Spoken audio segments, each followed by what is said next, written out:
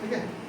चलिए, अस्थाई बंदोबस्त है, अस्थाई बंदोबस्त का जो इसका पृष्ठभूमि है, इस पृष्ठभूमि को यहाँ पर हमको समझना है, ठीक है ना। तो अस्थाई बंदोबस्त यानी कि ब्रिटिश कालीन भू राजस्व यानी कि व्यवस्था में हम लोग क्या है इस पर यानी कि डिफाइन कर रहे हैं अस्थाई बंदोबस्त, ठीक है। तो अस्थाई बंदोबस्त की जो पृष्ठभूमि है, इस पृष्ठभूमि को हम लोग समझने का यहाँ प्रयास करते हैं। तो काहे यानी कि क्या है, ब्रिटिश गवर्नमेंट ने क्या है यहाँ पर किस चीज़ को यानी कि आपका अस्थाई बंदोबस्त को लागू किया है। तो अस्थाई बंदोबस्त को लागू करने का क्या उद्देश्य था, ठीक है, इसके बारे में भी हम लोग चर्चा करेंगे, ठीक है ना।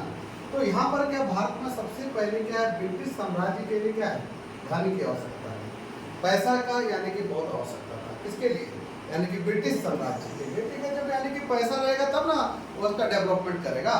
तो वो यानी कि ब्रिटिश को यानी कि यहाँ पैसा की आवश्यकता थी और सैनिक सामग्री, और दूसरा क्या था, यहाँ जो सैनिक सामग्री है उसके खरीदने के लिए क्या है पैसा चाहिए, पहला उसके लिए पैसा चाहिए, और अधिकारियों सबको जितना है वो सबको वेतन देने और भत्ता देने के लिए भी पैसा चाहिए, ठीक है।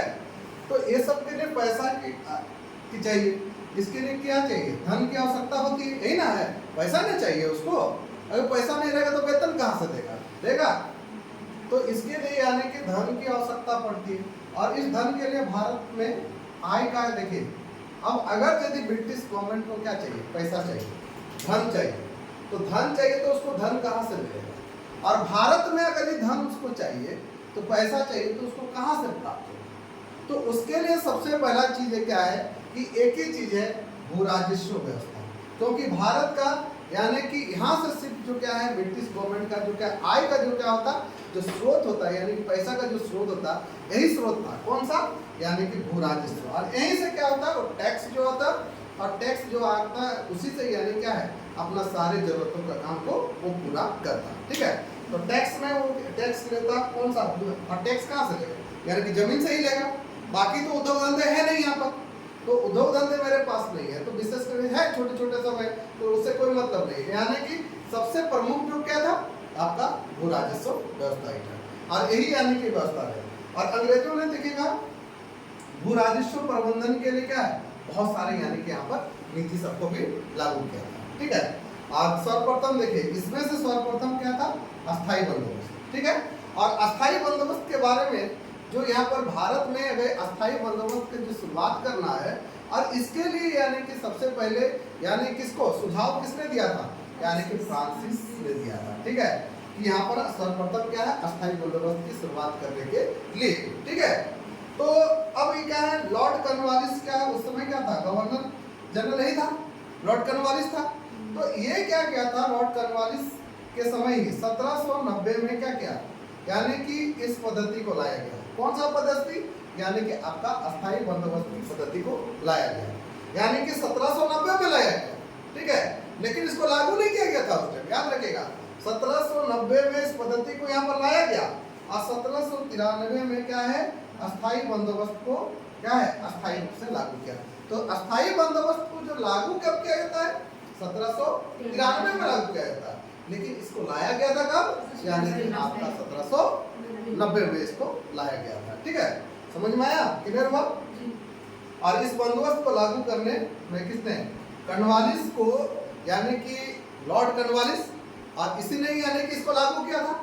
तो लॉर्ड कॉर्नवालिस को एक व्यक्ति ने मदद किया था, ठीक है, और वो कौन था, यानी कि जॉन सॉर था, ठीक है। तो अस्थाई बंदोबस्त की पृष्ठभूमि रही, और इस पृष्ठभूमि में आपका बहुत क्वेश्चन यहाँ पर बनता है, ठीक है। तो यहाँ पर क्वेश्चन तो यहाँ पर भी बन सकता है कि भारत में ब्रिटिश साम्राज्य के लिए धन की आवश्यकता थी, ठीक है। तो आवश्यकता थी, सैनिक सामग्रियों की खरीद, अधिकारियों के वेतन भत्ते के लिए धन की आवश्यकता थी, यही चीज था। यानी कि इसकी पूर्ति के लिए क्या लाया गया था, यानी कि अस्थाई बंदोबस्त लाया गया, यही ना लाया गया है, ठीक है। तो धन, भारत में धन के लिए आय का सर्वप्रमुख यानी कि स्रोत क्या था, यानी कि भू राजस्व था, यही था क्वेश्चन के आंसर यहाँ बनेगा। इसके अलावा आपका क्या है, सर्वप्रथम अस्थाई बंदोबस्त के बारे में सुझाव किसने दिया था, यानी कि आपका फ्रांसिस ने दिया। उसके बाद किसके समय में लॉर्ड कॉर्नवालिस, किसके समय में 1790 में अस्थाई बंदोबस्त को लाया गया, यानी कि आपका लॉर्ड कॉर्नवालिस के समय में लाया गया, ठीक है। और अस्थाई बंदोबस्त को कब लागू किया गया, यानी कि आपका 1793 में लाया गया। और किसके यानी कि समय में, यानी कि आपका क्या अस्थाई बंदोबस्त को लागू किया गया, यानी कि कौन किसके समय में, लॉर्ड कॉर्नवालिस के समय में, ठीक है। और इस व्यवस्था को लागू करने में लॉर्ड कॉर्नवालिस जो है, लॉर्ड कॉर्नवालिस की मदद किसने किया था, यानी कि जॉन सॉर के द्वारा किया गया था, ठीक है। क्लियर है? ये तो यानी कि हम लोग इसका पृष्ठभूमि देखे।